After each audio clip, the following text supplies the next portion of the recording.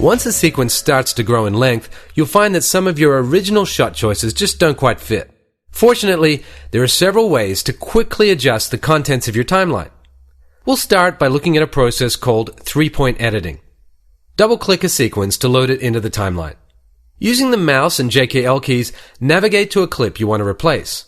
In this sequence, we want to replace the long pan at the start of the clip with a different shot. Hold down the Command key on a Mac or Control key on a PC while dragging the position indicator to snap to the start of the clip. To tell Media Composer that this is where we want to edit in new footage, press the I key. Up until now, you've only set in points on clips in the source monitor. For certain operations in the timeline, you'll use in and out points to determine what parts of the sequence are affected by your edits.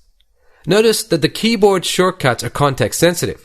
So, when you're working in the timeline, I sets an in point for your sequence, but when you're working in the source monitor, pressing I will set an in point there. Now load a new clip into the source monitor and set in and out points. You want the new clip's selected length from in to out to be at least as long as the clip you're replacing. You're now ready for a three-point edit.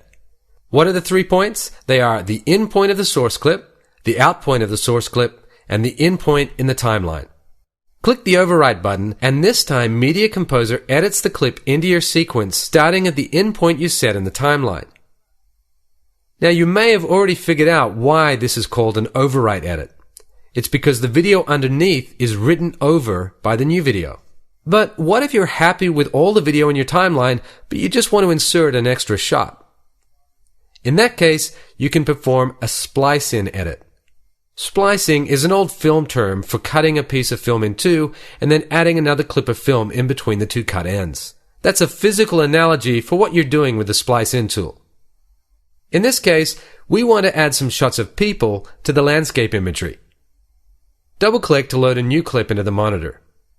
Move the position indicator to the point in the sequence at which you want to cut to the new clip. Press I to set an in point. Set in and out points for your clip, and this time, click the Splice In button. Media Composer shifts everything past the timeline in point down the timeline to make room for the new clip.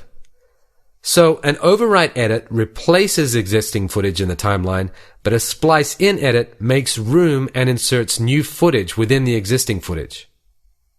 As we've said, the reason this is called a three-point edit is because you need 3 points. But they don't always need to be the same 3 points. Let's take a look at another example of a three-point edit.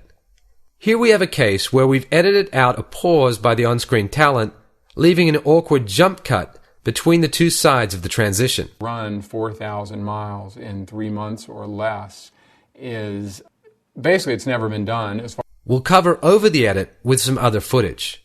This kind of edit's extremely common and it's often referred to as a cutaway. Position the timeline indicator just before the edit and set an in point.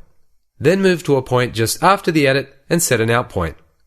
Let's play in to out to review. 3 months or less is basically it's never been done. So this time, instead of simply setting an in point in the timeline, we've actually set both an in point and an out point. To perform a three-point edit, we only need one more point. Load a cutaway clip into the source monitor. This time, we'll just set an in point and leave the out point unset. When Media Composer performs the edit, it'll start at the in point you set and add the exact length it needs to fill the space between the in and out point you set in the timeline. So Media Composer will decide on the out point automatically.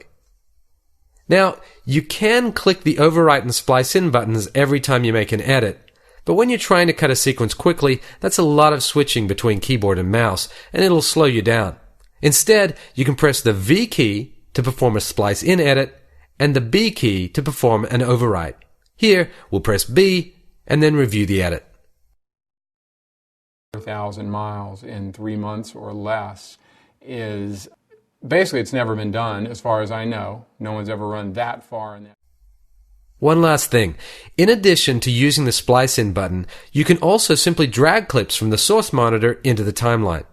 Now, while this might seem more intuitive to you, Try to get used to performing all your edits using the VMB keys for splice-ins and overwrites.